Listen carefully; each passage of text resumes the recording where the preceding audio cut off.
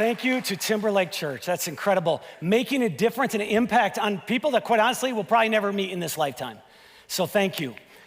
Well, as a kid, one of my favorite books to flip through was Guinness Book of World Records, right? It just seemed like an epic book when I was growing up, and it is one of the best-selling books in the history of the world. Over 150 million copies have been sold since 1955, and there are all sorts of records. Matter of fact, there's more than 53,000 records that various people hold, and if you flip through the book before, you know some of the records are fun, some are fascinating, and then some are just odd.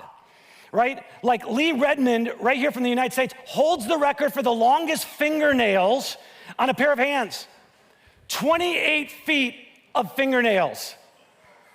If you're gonna manicure those things, you need an engineering degree, no doubt about it, right? Or Vesna Volovic from former Yugoslavia, she holds a record that none of us would wanna hold.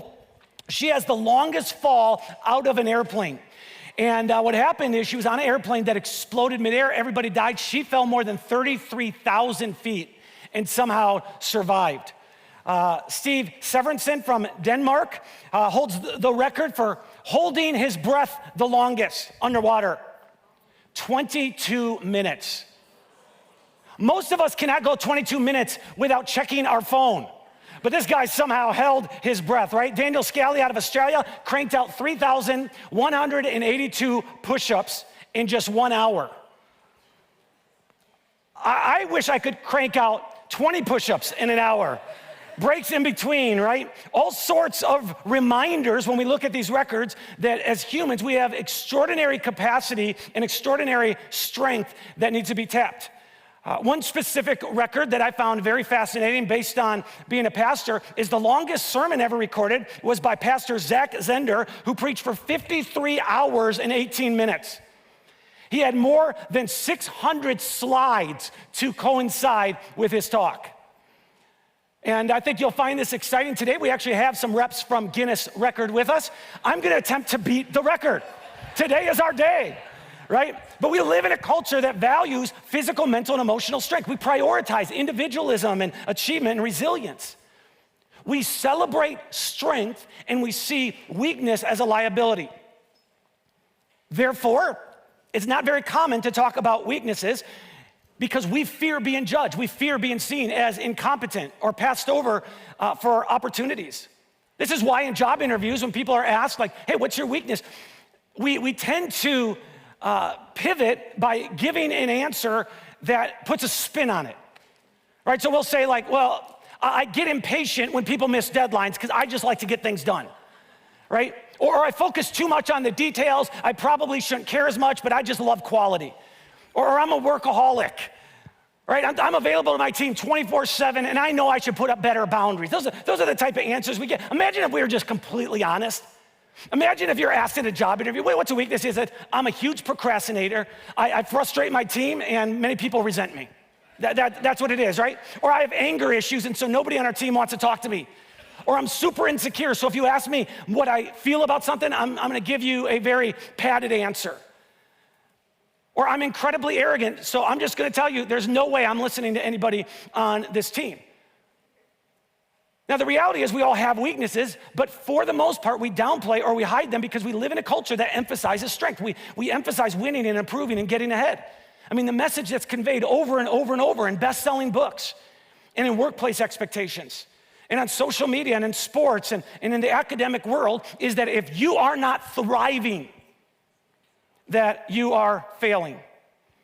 And that kind of thinking has made its way into our faith. The narrative that's been taught by so many Christian leaders and authors is that if your faith is real, if your faith is sincere, then it's naturally gonna be evidenced by constantly doing more and trying harder and getting better for God. If you're a sincere follower of Jesus, it's gonna be evidenced by how strong you are. Now, I know that this is about to sound very, very petty of me. I want you to know that's not my heart. What I want to do is I want to make a point by sharing with you a couple of quotes from very influential church leaders that I've come across over the years. Here's the first one, and I'm not putting their names on them. There's no reason to do this. One influential church leader says, only when you surrender fully to the Spirit, Christ will be magnified, not you. It's only when God is fully in control of every thought, every desire, every motive that Jesus is magnified. So for 24 hours, 7 days a week, it should be obvious to everyone that you and I are living without compromise. We're living in full submission to God. Here's another quote from a famous pastor. He says, I determined not to waste my life on anything but uncompromising, unconditional abandonment to a gracious, loving Savior. Very powerful statement. Right? My life's about uncompromising, unconditional abandonment to God. I don't think about my comfort. I don't think about my personal agenda. I'm determined to live out my faith and continual obedience to God without wavering. Here's another quote. God created us to live with a single passion, to joyfully display his supreme excellence in all the spheres of life. God created us to live with undivided focus, zero competing desires, no self-interest, no distractions. My life is about continually and joyfully displaying God's greatness in my parenting, in my marriage, on social media, when I'm at work, when I'm tired, when I'm frustrated, all of the time. You get the point, right? We need to be more passionate, more disciplined, and more faithful. Now, I want that for my life. I really do. But that kind of devotion, that kind of surrender, that kind of full abandonment to God doesn't actually feel attainable to me. And I know this isn't the heart of these pastors, but the kind of statements that I just read to you tend to make you and I the focus and foundation of our faith. It ends up becoming about our performance for Jesus and what we can do for him rather than Jesus and what he has done for us through his life, death, and resurrection. The statements in and of themselves are not wrong, they're just idealistic. And I know I'm gonna sound like a heretic when I say this, but even the Apostle Paul in his writings would occasionally be idealistic. Here's one of the things he wrote to followers of Jesus. He says, so whether you eat or drink or whatever you do it all for the glory of God. Whether you eat or drink or whatever you do, going to work, changing diapers, driving on the highway, cooking, parenting, lawn work, marriage, whatever you do it all, not partially, not some of the time. Do it all of the time and do it for God's glory. Full surrender, total devotion, uncompromising faith. And the message that's being conveyed is that once we start to follow Jesus, we should continually be getting stronger and stronger. We should always be living in victory over selfishness and pride and envy and greed. Everything should be for God's glory, which means our greatest sins should always be behind us. Every decision we make should put the spotlight on Jesus. Every day, we're sinning just a little bit less and a little bit less and a little bit less. And I gotta tell you, I want that for my life. I really, really do. That's just not reality. A few years ago, there was a young couple visiting an art gallery in South Korea. They came across a large canvas with bold, abstract strokes that looked a lot like graffiti. And directly in front of the painting, there were open paint cans with paint in there. There was brushes. And so the couple just assumes that this is an interactive piece.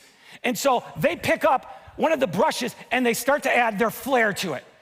All right, so this next picture shows the 3 markings that they make before security stops them. They did not realize this was a world-famous piece of art worth more than $400,000. But this is all of us. We are God's masterpiece. He's continually painting the picture of our lives in order to make us more like Jesus. But instead of always living fully surrendered to him, instead of always inviting God's authority into our life and saying what you want is gonna be what I follow rather than what I want, what often happens is we pick up the brush, we don't consult the artist, and we just start doing what seems best to us.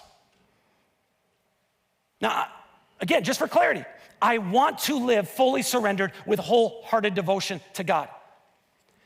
But as much as I want for my life to look like Jesus, admittedly, most of the time, my life looks like someone who desperately needs Jesus. And I know I'm not alone in saying this. I'm sure many of you have felt the same tension in your faith journey. I know the Apostle Paul did because just 1 or 2 years after he passionately writes that we should do everything for the glory of God, he admits this. He says, well, I've discovered this principle in life, that when I want to do what is right, I inevitably do what is wrong. I discovered this principle that as much as I want to leave the paintbrush there, I just feel compelled to pick it up and start doing what I want to do. Paul's saying, it's not that I don't know better.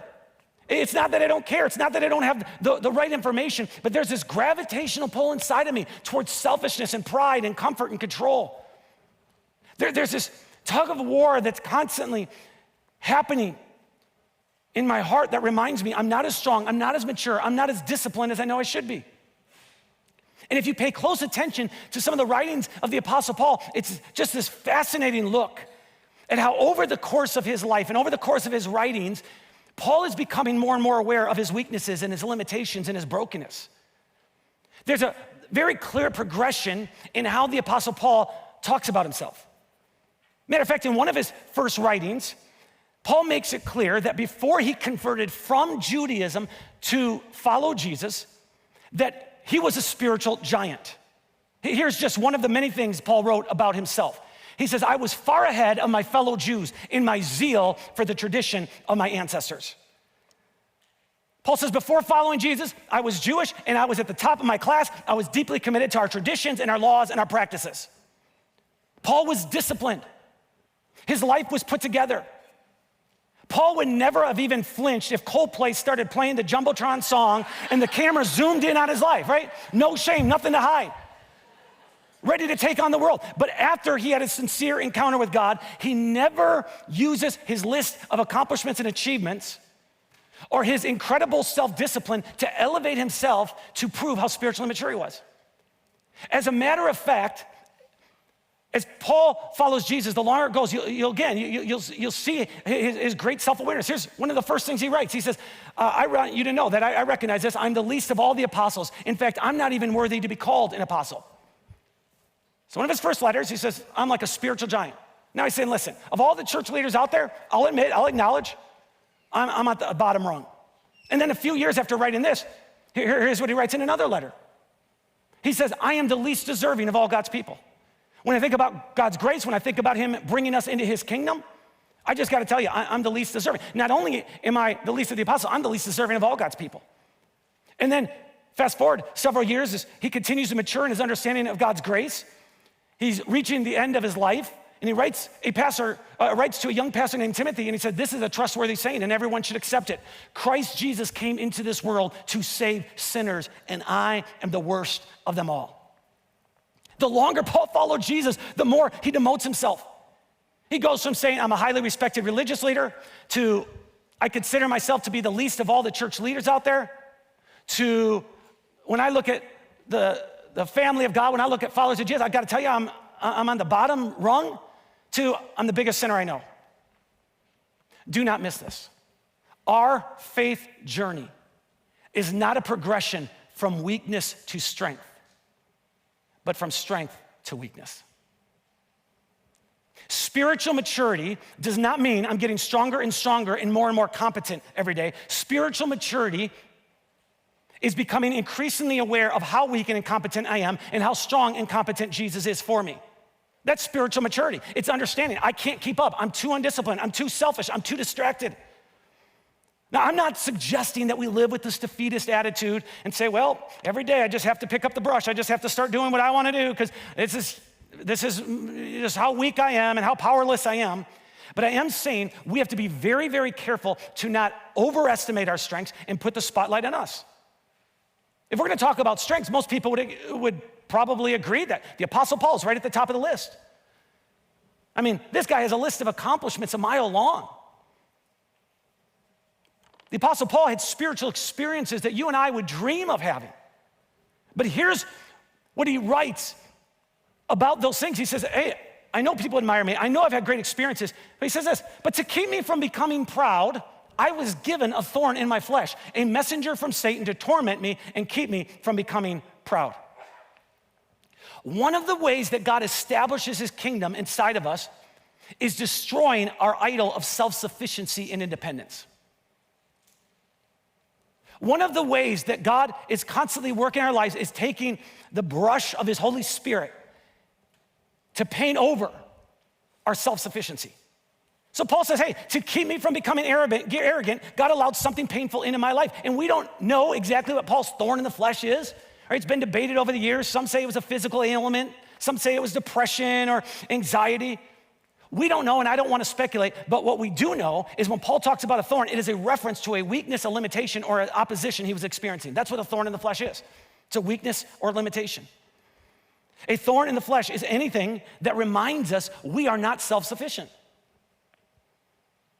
Now, I'm not talking about trivial things, right? Sometimes when we talk about weaknesses, we laugh about them. Nah, I procrastinate a lot, right? I'm forgetful. I'm not good at responding to email. We just kind of laugh it off. Like for me, I could joke and tell you one of my weaknesses, because this is true. I actually have an unnatural fear of cats. I hate cats. There's something about them. My daughter has a cat. Matter of fact, this evening to celebrate her birthday, my daughter is going to, I never heard of this, cat cafe, right? Which is exactly what it sounds like. You've got a cafe, and then there's feline hell right next to it, and somehow they combine it. I will not be going with her. I don't care if it's her birthday celebration. It just is what it is, right? But I'm not talking about trivial things. I'm talking about real things. For you, it might be a physical limitation where there's chronic pain or fatigue or aging or illness. Maybe it's an emotional limitation. And you just recognize, I don't understand it, but I have a constant fear and it won't go away. I've got anxiety or depression. Maybe you feel very limited as much as you try to be vulnerable or to connect with others because of shame or regrets that you have. Maybe you feel very limited in your willpower because there is a constant temptation in your life that you give into even though you pray that you won't, even though you convince yourself you won't, even though you try not to. Maybe it's a mental limitation where you constantly ruminate and obsess over things, or it's maybe a limitation in your energy where you just feel tired and exhausted all the time. Maybe it's a financial limitation. You feel very capped in your ability to bring in income, or maybe you can bring in income, but you feel very unqualified for even how to handle the finances you have. One of the most important steps in our spiritual journey is coming to the point where we're comfortable acknowledging and identifying our weaknesses and limitations. And it's super rare because we've become accustomed to church leaders and to books about following Jesus that always want to talk about how great we are and how much we need to be doing for God. We need to be praying more. We need to be serving more. We need to be giving more. We need to be doing more and more and more and more. And that's great. That's great.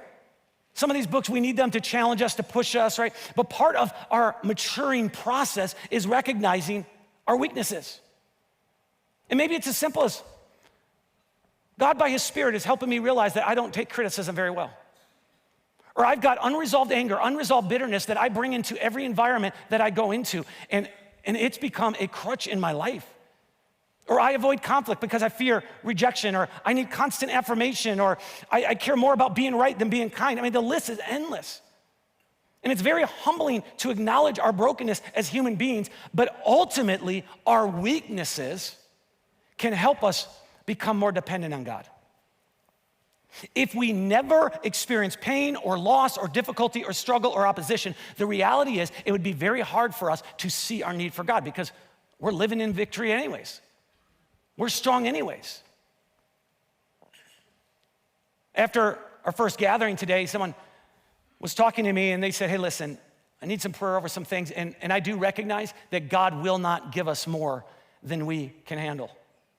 And I looked at them and I said, oh, ho, ho, ho. You are wrong. God constantly allows into our life way more than we can handle, which just, again, should reveal our need for him. And so the Apostle Paul, because he is disciplined, because he is accomplished, because he is ultra talented, God just said, hey, I'm going to allow a thorn into your life. I'm going to allow a struggle. I'm going to allow opposition. I'm going to allow a weakness. And then Paul elaborates. He doesn't say, so I received it with joy. Here's what Paul says. He says, 3 different times I begged the Lord to take it away. 3 different times doesn't mean that just in a prayer, just, oh, by the way, Lord, take this. No, it means that there were seasons of desperately begging God. And he said, each time God said, my grace is all you need. My power works best in weakness.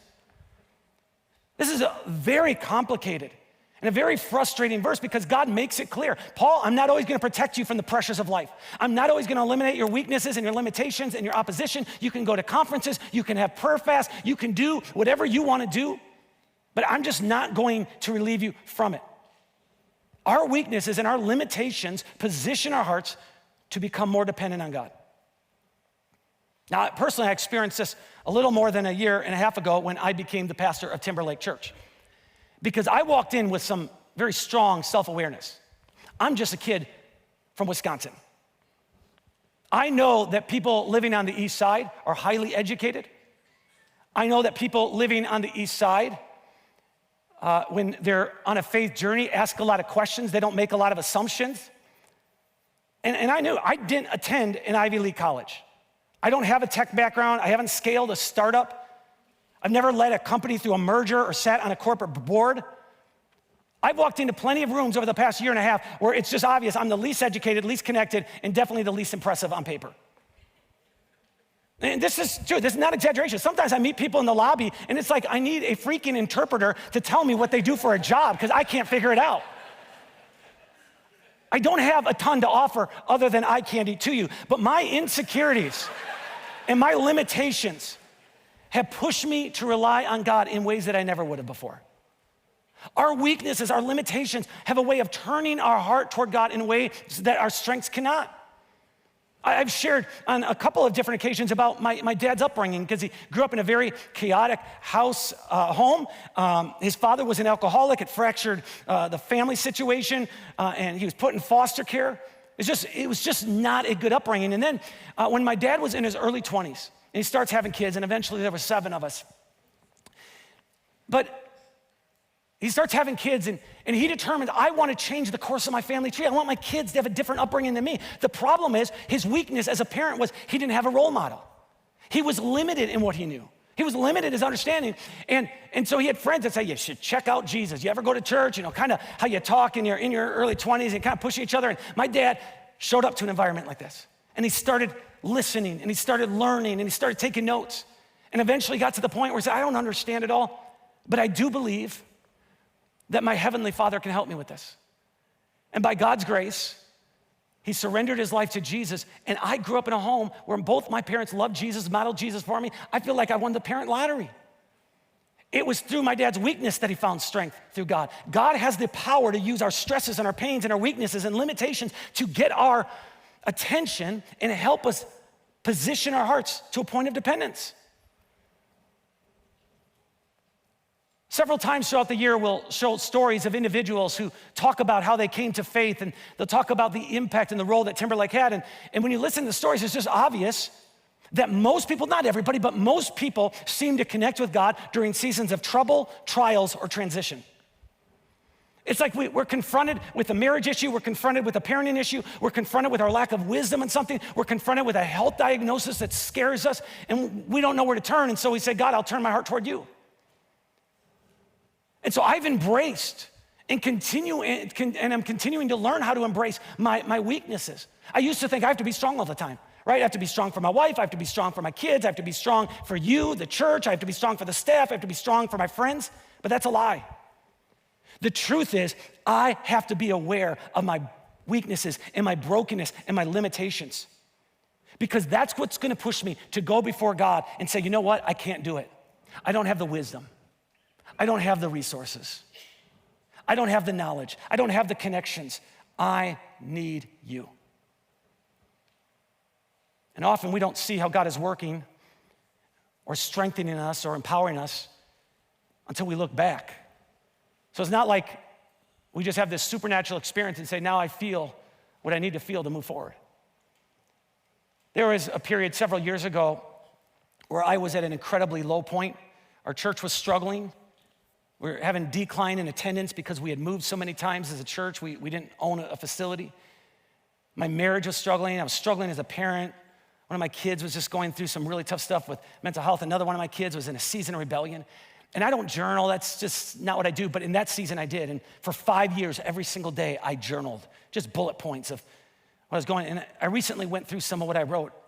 And I forget how much I wrote this phrase. I can't do it anymore. I'm crushed. God, it feels like you're against me. I'm pastoring a church and I'm writing, God, it feels like you're against me. But now I'm on the other side of that, knowing that someday I'll probably go through some stuff like that again. But as I look back, I can't tell you, it wasn't a day that I just woke up and felt this supernatural strength or felt this great peace it was just God surrounded me with the right people at the right time. There were doors that were closed that God opened. There were closed doors that, God just seemed to make a way. So let me just ask you candidly, a rhetorical question. What are your weaknesses? Do you know them? Do you know where your limitations are? As you look at your marriage, you feel like, okay, I'm very limited here. As a parent, I sense and know my limitations. As an employee, I sense it. Maybe it's with the temptation that you say, God, for whatever reason, I can't seem to have victory over this. At least identify and pinpoint what are the weaknesses, what are some of the limitations in your life. Maybe it's a physical ailment. Maybe it's something financial. 3,000 years ago, King David of Israel writes about being overwhelmed and feeling helpless. And then he writes this, but in my distress, I cried out to the Lord. Yes, I prayed to my God for help. God can use our weaknesses and our limitations and the opposition we experience to get our attention and to soften our hearts and to put us in a position where potentially we can open our hearts and become more dependent on him. And I say potentially because this isn't forced. We're not robots. We have a choice. At the same time, our weaknesses can help us become more dependent on others. Our weaknesses have a way of helping us learn how to depend on others in a way that our strengths never will. I've mentioned this before, that every Tuesday, I gather in a room with a handful of our staff members, and I take the message that I'm gonna give on the upcoming Sunday, and I share it with the staff. So I've got these staff members in there, and I say what I've got prepared.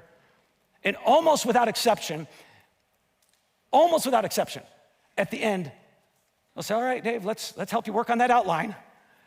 It doesn't make sense. It doesn't flow, right? I don't know what it is. There seems to be this block in my mind of being able to create a clear outline. And so the outlines that I present are because I have staff members that actually work with me on them. Now, if I didn't recognize that I have some weaknesses, I would push them away and never be able to get better as a communicator. But it's in my weakness that I realize I need help. Our strengths are great. We need strengths. We should always be working to improve our strengths, no doubt about it. But our strengths often, without any intentionality on our part, they can trigger insecurity in others. They can create some sort of competition. Our strengths make us look uncomfortable. Imagine if every week I just stood up here and just said, follow me as I follow Jesus. I'm gonna tell you what I've done in my marriage to be the envy of every female out there. I'm gonna tell you what I've done in my prayer life. I start off every morning at 3 o'clock and I get out my coffee and I pray for 3 hours. And then I'm only interrupted by the reality that I have to eventually go into the, guys, if that's it. Without meaning to, that becomes a barrier. Our weaknesses are what become a bridge. Our strengths impress people, but our weaknesses connect people. As a parent, one of the ongoing limitations that I had with my oldest daughter, she went through a long season of rebellion. I got to a point where my wife and I were just like, we don't know what to do. We don't know how to parent her. We don't know how to talk to her. We don't know how to connect with her. And it put me in this position where I said, I need help from other people. And so I started going and talking to ladies at the church I was at. And I said, hey, listen, my daughter admires you. I know you love God. Would you initiate like a meeting with my daughter? Like bring her out to dinner, bring her out to coffee. I'll pay for it. Don't tell her I'm even talking to you, but I'm gonna do this. And then just develop a mentoring type of relationship. And we had several ladies in our church do that. I was desperate. And I recognize my need for other people. There are all through the scriptures instructions on how you and I need each other and how we need to support each other and love one another. We would never be open to that if all we knew about each other was the strengths. And we never saw our own weaknesses. Listen to some of the things that we come across. Encourage one another. Why do that if we're all strong? Pray for one another. Why do it if we're all strong? Build one another up, right? Share one another's burdens. Forgive one another. Serve one another. If all we're gonna do is highlight our strengths and obsess over where we're strong, it's gonna be challenging to see our need for others. It's our weaknesses and our limitations that eventually tears down the pride in our hearts. The Apostle Paul, in one of his letters, writes this when it comes to our weaknesses, that God comforts us in all of our troubles, in all of our limitations, in all of our weaknesses, in all of our opposition, in all of the difficulties. And he doesn't say how he does it. because it's gonna look different for everyone. Sometimes it's by just supernaturally aligning the dots and connecting the dots and creating the right timing for something. Other times it's allowing us to be surrounded with the right people in the right season, right? He does it differently, but he says, why does he do this? So that we can comfort others. When they are troubled, we will be able to give them the same comfort God has given us. There's never gonna be a day in our life where we're problem-free. God never fully eliminates our weaknesses or limitations, but he does comfort us in the midst of our difficulties, so in return, at some point, we can do that for others. So our weaknesses, they become a bridge in connecting us. Who better to help an alcoholic than someone who's experienced battles with alcohol? Who better to help someone struggling with managing their mental health than someone who's battled a lot of mental health and they finally came across the tools to know how to do it, how to manage it? Who better to help someone in a difficult season of marriage than someone who's experienced a very painful and difficult season in their own marriage? You know, we have different support groups at Timberlake Church. Every single one of our support groups are led by people who've experienced the very thing they're helping people with. Divorce, cancer, alcoholism, grief. You know, of all the messages I've given over the years, hundreds of different messages, you know the ones that seem to resonate every time I share? When I talk about the death of my brother when he was killed in Iraq, when I talk about my mental health issues, and just the craziness I've had to deal with in my own mind, when I talk about my parenting challenges, and when I talk about my marriage struggles. This is why the Apostle Paul eventually comes to this conclusion about weaknesses. He says, I'm actually glad to boast about my weaknesses. Why? So that the power of Christ can work through me. Spiritual maturity is embracing our weaknesses and shifting the focus from how strong we are to how strong Jesus is. And so my challenge to you today is simple. It's just the next step. If you haven't identified them in a very clear way, would you work at identifying what are some of the weaknesses? What are some of the limitations that you experience in life? What are some of the ongoing struggles that you say, as much as I pray, it just seems like I'm stuck in this area? I'm stuck as a parent. I'm stuck in my marriage. I don't have the self-discipline I know I need to have. I've been carrying these anger issues for 20 years. But figure it out, and then pray for the courage. Step into the fear and disclose it to someone. Based on what it is, it might just start by saying, God, I'm gonna disclose it to you. I've seen this, I recognize this, and I need your help. But eventually, disclose it to a therapist. Disclose it to a friend that you trust. I know this isn't easy. But when we identify and disclose our weaknesses, what happens is God begins to use those weaknesses in ways that we never imagined he would. Because it's like we have this availability. And you know this, God already knows you're frail. God already knows you're gonna drop the ball. God already knows you have limitations. But when we get to a point saying, I also recognize that, and God, I want you to use that, it's just a miraculous thing. God uses us in our weaknesses to expand his kingdom. Last week, there was a couple here at Timberlake who gave me a gift, a very meaningful gift, and they referenced an illustration I used a couple years ago when I referenced a ceramic restoration process called kintsugi. It originated in Japan in the 1400s. It's a form of art in which broken pieces of ceramic are sealed together, and instead of hiding the cracks that are broken and trying to make them invisible, they actually are highlighted over and traced over with gold. They're accentuated. So you have a valuable ceramic piece, somehow it's broken, and instead of throwing it away, those pieces are brought back together again, and the cracks are made known. And sometimes when this happens, the value actually goes up. In fact, there's been collectors known to take pretty expensive ceramic pieces, break them intentionally, and then use this process of kintsugi. This is what God does for all of us. We're broken people. We have fractures, we try to hide them. That's natural, that's our instinct. But God says, you know what? The things that you don't want anybody to know, the lack of discipline, the drop in the ball, the health issues, the financial issues, the limitations you have as a parent, the limitations you have as one of my followers, and you just feel stuck in your weakness, I can be made known. And my ongoing prayer, my ongoing hope for Timberlake Church is we'd be a church of people comfortable with identifying and disclosing our weaknesses. That we're just a church where it's known, hey, they're messy, but it's a church that's very dependent on God and each other. So I just want to close by being very, very clear. I'm not strong.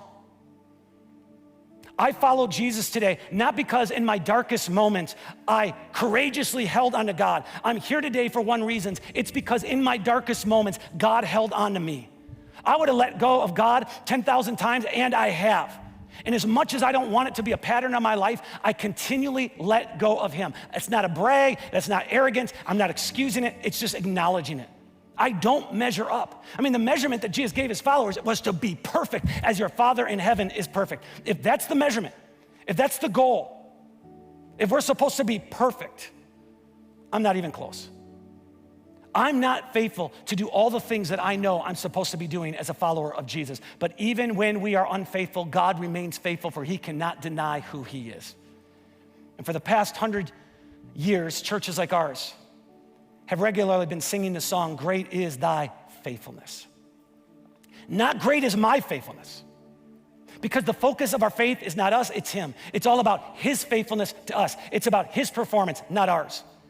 And I've already said this today, and I'll say it again. My faith is not about me and what I can do for Jesus. It is about Jesus and what he has done for me through his life, his death, and his resurrection. And the more I become aware of what he's done for me, certainly the more I want him to expand his kingdom. Certainly the more I want to surrender. Certainly the more I want to live in obedience. But when I drop the ball, he doesn't drop me. I want to invite you to stand with me. Today we are going to conclude our time together by receiving communion and by remembering what Jesus has done for us through his life, death, and resurrection.